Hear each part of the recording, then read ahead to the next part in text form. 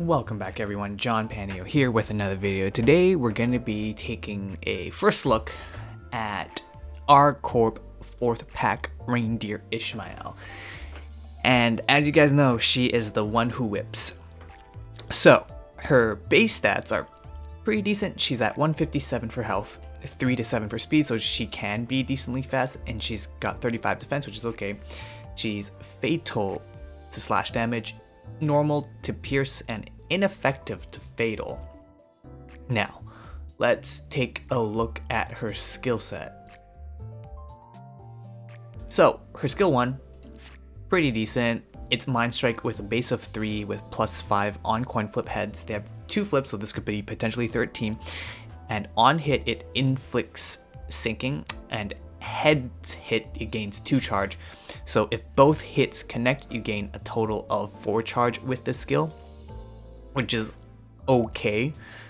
Her second skill is Flaying Surge. It is a 6 base with +10. On coin flip, it is a +10, so you could go up to 16. And on use, you get 5 charge guaranteed, and if heads hit, it inflicts 3 sinking count. Now, her main gimmick, and by far her strongest skill, because this skill could technically be an ego, it's called Mind Whip. It's got a base of 2 + 5 with 4 flips, so they can go up to 22. And the gimmick of the skill is you need to have 10 charge. If you have 10 charge, you get to spend all charge and you'll hit an enemy for an unopposed attack. However, if you have less than 10 charge, say for example you have anywhere from 9 to 1 charge or even 0, then what happens is your attack now becomes random, so you could potentially hit your teammate with it, which is kind of funny but kind of bad. So she is a literal dice roll, RNG's spin the wheel kind of unit. It does a lot of damage, and by far it is very strong, but the only issue is gaining the 10 charge. Gaining the 10 charge will guarantee it hitting an enemy, but under 10 charge it is just rolling the dice. And she's got a defense skill, but it's, we don't talk about that. Her passive is Brainwave with 4 Gloom. At the start of combat phase, you lose 15 SP, but you gain Gloom resources divided by 3, attack power up next turn. So all this means is that if you have 3 Gloom, you're going to get 1 attack power up next turn, because you divide 3 by 3, it's 1. So 1 attack power up next turn, which is kind of okay, but it's kind of bad because you lose sanity, so it's not great. Whereas the Poor Tenacity, 1 ally with the lowest SP deals plus 10% blunt damage. This is kind of niche, only because sometimes your character with the lowest SP isn't a blunt damage unit, so in this case this buff is completely useless. So it's good if it happens, but conditions to activate, very, very niche. So let's take her into good old chapter 3-4, where she is going to be quite strong in, but we're only going to be using her and have everyone else defend, so that way you can see how she plays. From my first impressions of her so far, she's fun to use, she's strong, but she's like borderline strong, only because her Mind Whip is so conditional.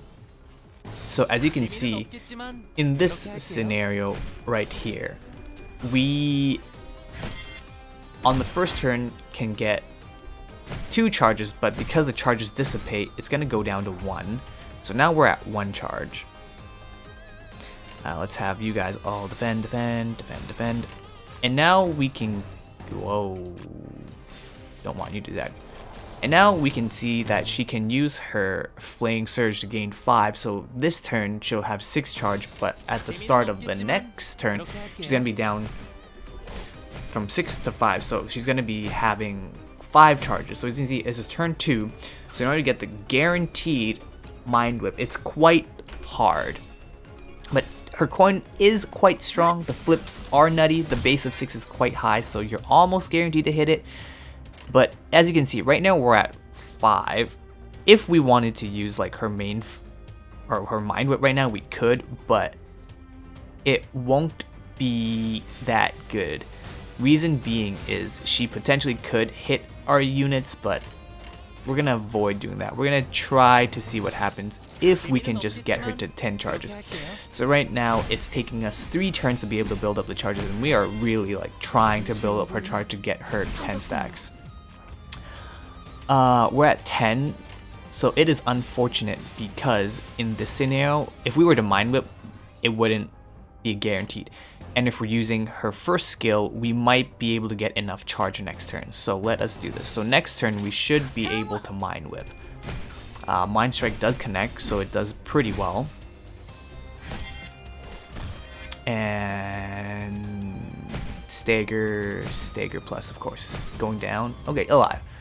Alright, now we are at, oh, rip, 9 charges. As you can see, not all the hits of Mind Surge connected, so now we are stuck at 9 charges. Alright, well, let's use it one more time. So as you can see, it's taken about 4 turns just to get those 10 charges, so she doesn't really do a good job of stacking charges herself. If she was a character that was by herself with no other unit supporting her, then potentially you could get her to self-charge, because if you're a solo character, you'll have more options to be able to do that. Now, we have her able to use her Mind Whip finally. So we need to Mind Whip and see how much damage it is. Right now the enemy's at 69, and they have, whoa, 3 sinking. We're gonna have everyone defend, and you'll be able to see the damage that she deals. So this is an unopposed attack. All this coin flip is just showing how much damage she's gonna do. So with an unopposed attack, she is doing 50 damage. 50 damage is ego type damage, but for a third skill you should be doing that much damage. Third skills, especially on a 3-star unit, should be doing on average 40 to 50 damage. Now, since she's below, you know, 10 charges, I'll show you what happens when she decides to just Mind Whip without help. So we're gonna Mind Whip without the 10 stacks, and you'll see potentially what might happen. It's a little bit weird though sometimes, because if this is going based off of speed, this should go off first, but it's not. We're doing her second and third skill first from what it seems like. And we're doing her second skill, Mind Whip. As you can see, she's hitting Rodion. Rodion dead. So she attacked one of our characters because she's at under 10 charges.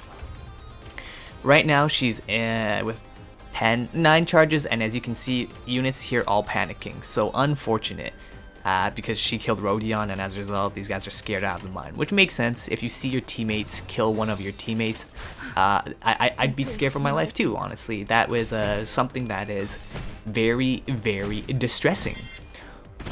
But as you can see, she does pretty solid damage on her own. Her coin flips aren't quite the greatest, but it will do. Now, since everyone's back online, defend, defend, defend, defend, defend, defend. And now we have 2 Mind Whips, so this is interesting. We'll be able to Mind Whip, Surge, Mind Whip, everyone defend. So in this case, this Mind Whip connects because we had more than 10 charges, but the second one is most likely not going to connect. 27 damage, not that high. So we did not land our flips. So this time we were hitting the enemy. We had 7, did not hit our flip.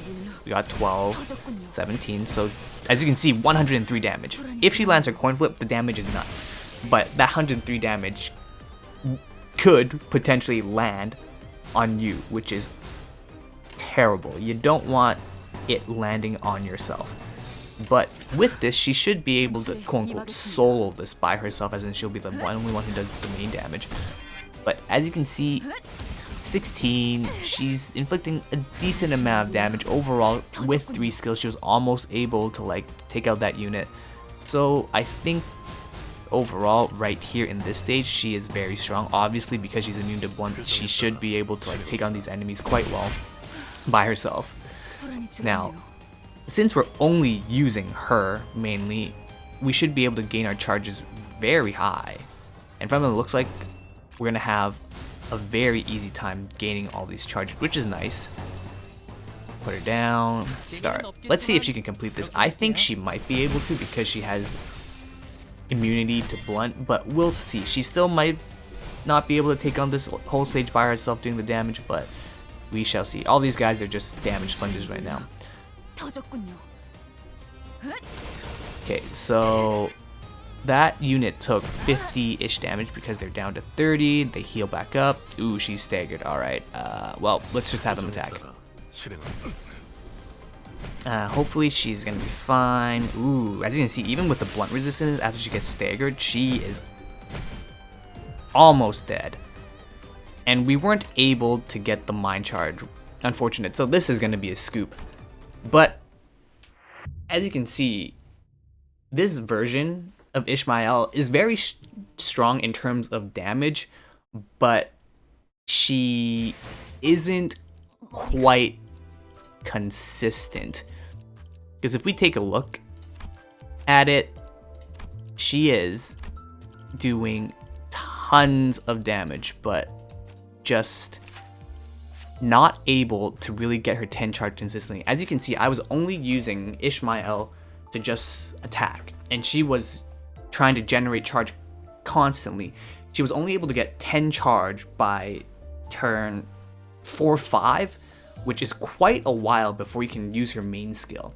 So when playing her, it almost feels like it's just better to use the Mind Whip and hope it hits an enemy, and if you hit your teammate, you just reset the battle, give up, and just go back in and try again, especially if you're doing Mirror Dungeon, especially if you're in the dungeons. Using her would be really good if you can RNG your way through. If you hit your own ally, reset the fight, go back in. If you hit an enemy, great, continue the fight. Obviously, over a long, prolonged battle, like Chapter 3's final boss, she can be very strong, but it will take a while. I would say she's one of those characters that can luck sack your way through the game. She's fun, but she individually isn't a good enough unit to be like S tier. She's got a lot of damage, but it's almost more optimal to play Mind Whip by itself than to get the 10 charges. As you can see, it took a while to get the 10 charges up, and even when it was up, you might not do a ton of damage, especially if your coin flips don't happen. It was doing anywhere from 30 damage all the way up to 100 damage, which is nuts.